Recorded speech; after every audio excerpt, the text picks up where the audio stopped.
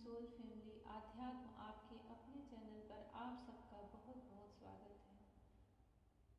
श्रावण मास के इस पवित्र महीने में श्रीमद् भागवत महापुराण का यह चतुर्थ स्कंध चल रहा है। राजा प्राचीन रही नारद मुनि के मुख से परोक्ष वर्णन के द्वारा वह अनंत ज्ञान दिव्य ज्ञान प्राप्त कर चुके हैं। परम पुरंजनोपाख्यान का यह कथा यह प्रसंग संपूर्ण हुआ है। जिस किसी ने भी इसे चिंतन के साथ गहन अध्ययन के साथ भगवान की भक्ति के साथ सुना है, उस पर श्री हरि, माता पार्वती, माँ जगदम्बा, महादेव, राधा रानी की बहुत सारी कृपा बरसे। श्रावण मास में जो कोई भी महादेव का चित्त लगा के ध्यान पूजन करे, उन पर भगवान बहुत प्रसन्न हो, भोलेनाथ अपनी कृपा अपनी दया बरसाएं। राजा प्राचीन रही को अब सब कुछ समझ में आ गया है। नारद मुनि उन्हें वह बातें जो पुरंजनोपाख्यान के माध्यम से सुनाए थे, उसका फिर तात्पर्य सुना चुके। अब श्री मैत्रेय जी कहते हैं, विदुर जी, भक्त श्रेष्ठ श्री नारद जी ने राजा प्राचीन बरही को जीव और ईश्वर के स्वरूप का दिक दर्शन कराया।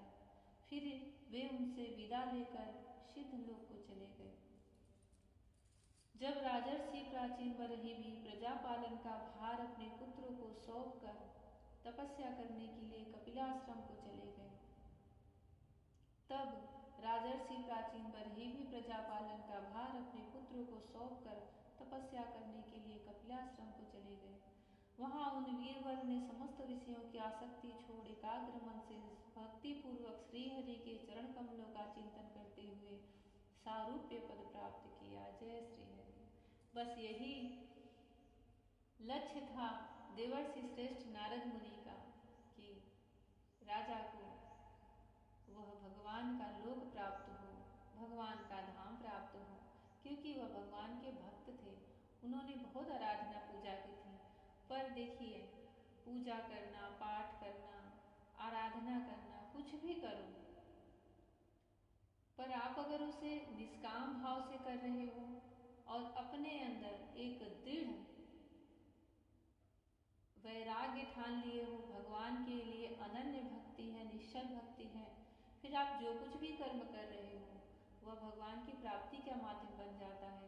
पर आप कर तो सब कुछ रहे हो, लेकिन मन में भगवान के प्रति वह दृढ़ वैराग्य नहीं है, वह निश्चल भक्ति नहीं है, तो फिर आपको उन कर्मों का पुण्य अवश्य मिलेगा। आप स्वर्ग लोकों को जाओगे, उनसे भी उत्तम के लोकों में जाओगे, बहुत सारे सुख भोगों को भोगोगे, पर फिर जब वह सब समाप्त हो जाएगा तो फिर आप इस धरती पर जन्म लोगे और फिर कोई नया जीवन मिलेगा। क्या पता अगले जन्म में किसी अभी राजा हो तो किसी जन्म में कुछ और हो जाओ। यह क्रम चलता ही रहता है। भागवत यही दिखाता है, यही सिखाता है कि आत्मा की यह जो यात्रा है यह निरंतर चलती रहती है, अपने कर्मों के प्रारब्ध के द्वारा, जब तक कि हमारा मन भगवान श्री कृष्ण के चरणों में अनन्य भाव से न लग जाए। राजा ने बड़े बड़े यज्ञ किए थे, बहुत सारे पशुओं की बलि दी थी। एक अपने मन में था कि मैं तो यह कर्म कर रहा हूँ, यज्ञ कर रहा हूँ, आराधना कर रहा हूँ। उनके मन में भगवान की निश्चल भक्ति के सिवा सब कुछ था।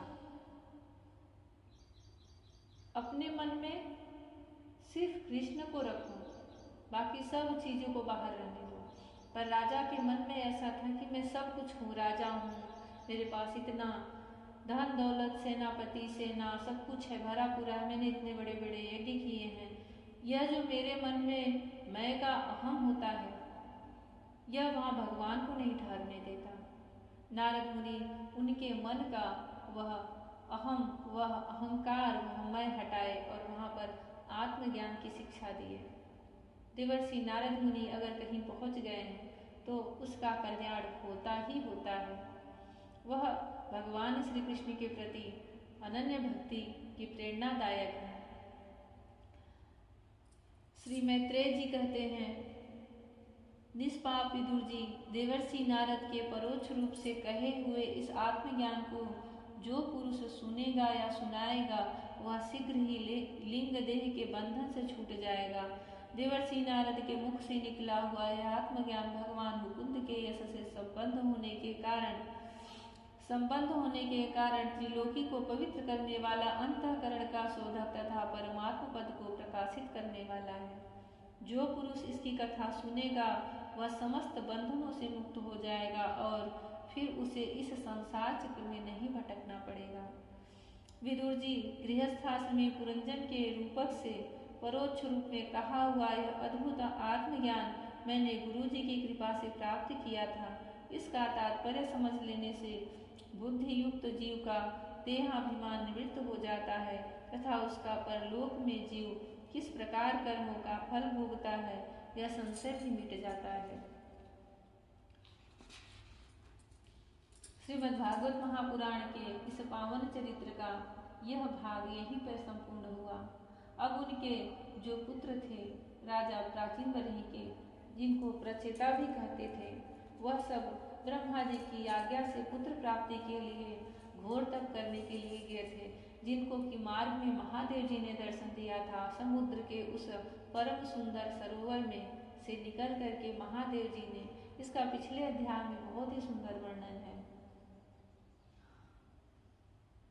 उनको तपस्या करते करते 10,000 वर्ष बीत गए थे और जो स्तुति महादेव जी उन प्रचेताओं को सुनाए थे भगवान श्री कृष्ण की, उसको रुद्र गीत कहते हैं। अब वही रुद्र गीत वही स्तुति वह प्रतिदिन अपने नित्य प्रतिचर्या से, जो उनकी दिनचर्या होती है, उसको करके और भगवान एक पैर पे खड़े होकर के वह प्रचेता लोग भगवान श्री हरि नारायण की उपासना करते थे महादेव के गाए हुए उस रुद्र गीत के द्वारा। अब विदुर जी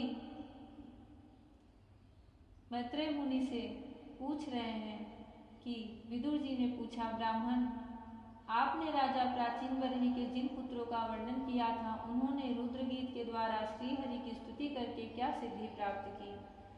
बाहर स्पत्य मोक्षाधिपति श्री नारायण के अत्यंत प्रिय भगवान शंकर का अकस्मात सानिध्य प्राप्त करके प्रचेताओं ने मुक्ति तो प्राप्त की ही होगी, इससे पहले इस लोक में अथवा परलोक में उन्होंने क्या पाया वह बताने की कृपा करें। श्री मैत्रेय जी ने कहा, विदुर जी, पिता के आज्ञाकारी प्रचेताओं ने समुद्र के अंदर खड़े रहकर रुद्र गीत के जप रूपी यज्ञ और तपस्या के द्वारा समस्त शरीर के उत्पादक भगवान श्रीहरि को प्रसन्न कर लिया। जो कोई भी इसको सुन रहे होंगे और इसके प्रति अध्याय का हर दिन श्रवण कर रहे होंगे, शायद वह भी भूल चुके होंगे कि इसके पूरे के अध्याय में प्रचेताओं का वर्णन हुआ था और उसमें बहुत ही सुंदर महादेव जी के द्वारा गाया हुआ भगवान श्रीहरि की स्तुति थी। पर जो श्रोता होते हैं, जिनको भगवान श्री कृष्ण की लीला कथाओं को सुनना है, उनका मन ऐसा ही होना चाहिए जैसे विदुर जी का था। एक भी चीज वह भूलते नहीं, प्रश्न पर प्रश्न किए जाते हैं मैत्रेय मुनि से। जैसे ही राजा प्राचीन बरही का प्रसंग हुआ समाप्त हुआ, वैसे ही उन्होंने प्रचेताओं के लिए पूछा। मैत्रेय मुनि कहते हैं कि तपस्या के द्वारा उन्होंने श्रीहरि को प्रसन्न कर लिया। समुद्र के अंदर खड़े रहकर उन्होंने 10,000 वर्ष तक तपस्या की थी। तपस्या करते करते 10,000 वर्ष बीत जाने पर पुराण पुरुष श्री नारायण अपनी मनोहर कांति द्वारा उनकी तपस्या जनित क्लेश को शांत करते हुए सौम्य विग्रह से उनके सामने प्रकट हुए। गरुड़ जी के कंधे पर बैठे हुए श्री भगवान ऐसे जान पड़ते थे मानो सुमेरु के शिखर पर कोई श्याम घटा छाई हो। उनके श्रीअंग में मनोहर पीतांबर और कंठ में कौस्तुभ मणि सुशोभित थी। अपनी दिव्य प्रभा से वे सब दिशाओं का अंधकार दूर कर रहे थे। चमकीले सुवर्णमय आभूषणों से युक्त उनके कमनीय कपोल और मनोहर मुखमंडल की अपूर्व शोभा हो रही थी। यह भगवान की श्री छवि का वर्णन तब हो रहा है जब रचयिताओं ने 10,000 वर्ष तक बड़ी ही कठोर तपस्या की थी। भगवान के इस सुंदर स्वरूप का अपने मन में एकाग्र मन से ध्यान करें कि हमें भी वह निर्मल छवि दिखाएं। उनके मस्तक पर झिलमिलाता हुआ मुकुट शोभायमान था। प्रभु की 8 भुजाओं में 8 आयुध थे। देवता, मुनि और पार्षदगण सेवा में उपस्थित थे तथा गरुड़ जी किन्नरों की भांति सामसय पंखों की ध्वनि से कीर्तिगान कर रहे थे। उनकी 8 लंबी लंबी स्थूल भुजाओं के बीच में लक्ष्मी जी से स्पर्धा करने वाली वनमाला विराजमान थी। आदि पुरुष श्री नारायण ने इस प्रकार पधार कर अपने शरणागत प्रचेताओं की और दया दृष्टि से निहारते हुए मेघ के समान गंभीर वाणी में कहा। भगवान प्रचेताओं से कहते हैं, श्री भगवान ने कहा, राजपुत्रों, तुम्हारा कल्याण हो। तुम सब में परस्पर प्रेम है और स्नेहवश तुम एक ही धर्म का पालन कर रहे हो। तुम्हारे इस आदर्श सौहार्द से मैं बड़ा प्रसन्न हूँ। मुझसे वर मांगो। जो पुरुष सायकाल के समय प्रतिदिन तुम्हारा स्मरण करेगा, उसका अपने भाइयों में अपने ही समान प्रेम होगा तथा समस्त जीवों के प्रति मित्रता का भाव हो जाएगा। जो लोग सायकाल और प्रातःकाल एकाग्र चित्त से रुद्र गीत द्वारा मेरी स्तुति करेंगे, उनको मैं अभीष्ट वर और शुद्ध बुद्धि प्रदान करूंगा। तुम लोगों ने बड़ी प्रसन्नता से अपने पिता की आज्ञा सिरोधार्य की है। इससे तुम्हारी कमनीय कीर्ति समस्त लोकों में फैल जाएगी। तुम्हारे एक बड़ा ही विख्यात पुत्र होगा। वह गुणों में किसी भी प्रकार ब्रह्मा जी से कम नहीं होगा तथा अपनी संतान से तीनों लोगों को पूर्ण कर देगा। राजकुमारों, कंडू ऋषि के तपोनाश के लिए इंद्र की भेजी हुई प्रमलोचा कंडू ऋषि के तपोनाश के लिए इंद्र की भेजी हुई प्रमलोचा अप्सरा से एक कमल नयनी कन्या उत्पन्न हुई थी। उसे छोड़कर वह स्वर्गलोक को चली गई। तब वृक्षों ने उस कन्या को लेकर पाला पोसा। जब वह भूख से व्याकुल होकर रोने लगी, तब औषधियों के राजा चंद्रमा ने दयावश उसके मुंह में अपनी अमृत वर्षिणी तर्जनी उंगली दे दी। तुम्हारे पिता आजकल मेरी सेवा भक्ति में लगे हुए हैं। उन्होंने तुम्हें संतान उत्पन्न करने की आज्ञा दी है, अतः तुम शीघ्र ही उस देवोपम सुंदरी कन्या से विवाह कर लो। तुम सब एक ही धर्म में तत्पर हो और तुम्हारा स्वभाव भी एक सा ही है, इसलिए तुम्हारे ही समान धर्म और स्वभाव वाली वह सुंदरी कन्या तुम सभी की पत्नी होगी तथा तुम सभी में उसका समान अनुराग होगा। तुम लोग मेरी कृपा से 10 लाख दिव्य वर्षों तक बलवान रहकर अनेकों प्रकार के पार्थिव और दिव्य भोग भोगोगे। उनकी आयु 10 लाख वर्ष, 10 लाख दिव्य वर्ष बोलते हैं जो देवताओं के वर्ष होते हैं। हमारा यहाँ का 1 वर्ष उनका 1 दिन होता है। तुम लोग मेरी कृपा से 10 लाख दिव्य वर्षों तक पूर्ण बलवान रहकर अनेकों प्रकार के पार्थिव और दिव्य भोग भोगोगे। अंत में मेरी अविचल भक्ति से हृदय का समस्त वासना रूप मल दग्ध हो जाने पर तुम इस लोक तथा परलोक के नरक तुल्य भोगों से उपरत होकर मेरे परम धाम को जाओगे। यह सारी महिमा जो भगवान उन्हें दे रहे हैं आशीर्वाद के रूप में, सब भगवान महादेव भोलेनाथ के उस स्तुति का ही प्रभाव है। और भगवान स्वयं कह रहे हैं, जो इसको प्रतिदिन प्रातःकाल सायकाल इसको सुनेगा पढ़ेगा, उसको मेरी निश्चल भक्ति प्राप्त होगी। जिन लोगों के कर्म भगवत दर्पण बुद्धि से होते हैं और जिनका सारा समय मेरी कथा वार्ताओं में ही बीतता है, वे गृहस्थाश्रम में रहें तो भी घर उनके बंधन का कारण नहीं होते। वे नित्य प्रति मेरी लीलाएं सुनते रहते हैं। इसलिए ब्रह्मवादी वक्ताओं के द्वारा मैं ज्ञान स्वरूप परम ब्रह्म उनके हृदय में नित्य नया नया सा भासता रहता हूँ और मुझे प्राप्त कर लेने पर जीवों को न मोह हो सकता है, न शोक और न ही हर्ष। जय श्री कृष्ण। जिस चीज के लिए भागवत पढ़ा जाता है, जिस चीज़ के लिए भागवत सबको समझाया जाता है, सुनाया जाता है, भगवान स्पष्ट अपने शब्दों में वह यहाँ पर प्रचेताओं से कह रहे हैं कि जिन लोगों के कर्म जो हम नित्य कर्म करते हैं वह सारे कर्म करो, पर मन अपना श्रीहरि में लगा के रखो। भगवत दर्पण बुद्धि से होते हैं और जिनका सारा समय मेरी कथा वार्ताओं में ही बीतता है, वे गृहस्थाश्रम में रहे तो भी घर उनके बंधन का कारण नहीं होते। वे नित्य प्रति मेरी लीलाएं सुनते रहते हैं, इसलिए ब्रह्मवादी वक्ताओं के द्वारा मैं ज्ञान स्वरूप परम ब्रह्म उनके हृदय में नित्य नया नया सा भासता रहता हूँ और मुझे प्राप्त कर लेने पर जीव को न मोह हो सकता है, न शोक और न हर्ष ही। श्री मैत्रेय जी कहते हैं, भगवान के दर्शनों से प्रचेताओं का रजोगुण तमोगुण मन नष्ट हो चुका था। जब उनके सकल पुरुषार्थों के आश्रय और सभी के परम सुहृद श्रीहरि ने इस प्रकार कहा, तब वे हाथ जोड़कर गदगद वाणी से कहने लगे, जय श्री कृष्णा। भगवान श्री हरि श्री नारायण जिनके सामने स्वयं प्रकट होकर के उनको भर भर के आशीर्वाद दे रहे हैं, उनको भर भर के आयु, संपत्ति, भोग, हर तरह के सुख, और उसके बाद इन सब के बाद उन्हें अपना वह दिव्य धाम प्रदान कर रहे हैं। अब उन्हें और क्या चाहिए? भगवान उनसे स्वयं कह रहे हैं कि गृहस्थ आश्रम कभी भी बंधन का कारण नहीं हो सकता उनके लिए जो श्री कृष्णमय हैं, श्री कृष्ण की भक्ति में लगे हैं, भगवान श्री हरि की कथा वार्ताओं में लगे हुए हैं। सिर्फ भगवान की लीला के कथाओं को सुनने मात्र से ही वह परम भक्ति, परम मुक्ति प्राप्त हो जाती है। इसीलिए तो जिसको इसका रहस्य पता है वह कुछ भी हो जाए भगवान की कथाओं को सुनना नहीं छोड़ता, कहना नहीं छोड़ता, पढ़ना नहीं छोड़ता। जो हमें हमारे प्रारब्ध से मिला है वह जीवन जीते हुए भगवान श्री कृष्ण के प्रति अपने मन को समर्पित रखें।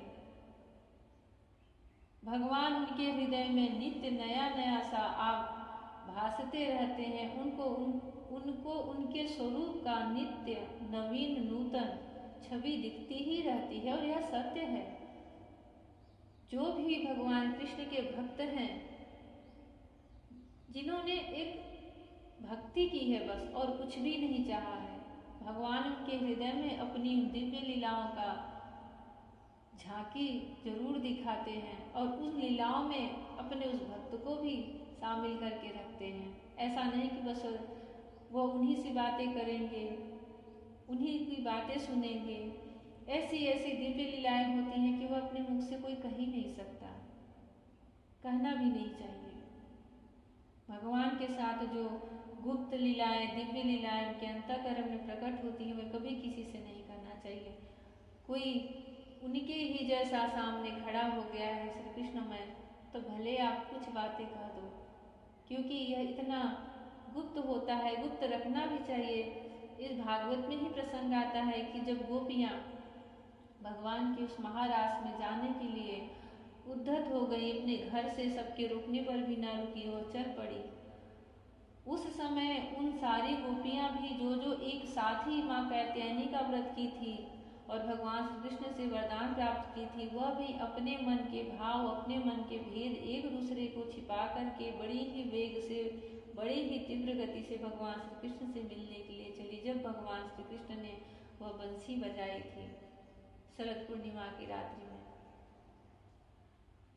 भगवान श्री कृष्ण से मिलन होता ही ऐसा है, सिर्फ एक अपनी आत्मा का उस परमात्मा से, उसके बीच में कुछ भी नहीं रहता, कुछ भी नहीं, न यह मन, न बुद्धि, न अहंकार और न ही यह जीव, कुछ भी नहीं रहता। यह हमारी जो आत्मा है वही उस परमात्मा से मिलने जाती है। प्रचेता लोग भगवान का बहुत ही सुंदर स्तुति करते हैं और उनसे वर प्राप्त करके शांति पूर्वक अपने राजधानी को लौटते हैं। जय श्री कृष्णा। राधे राधे। हरि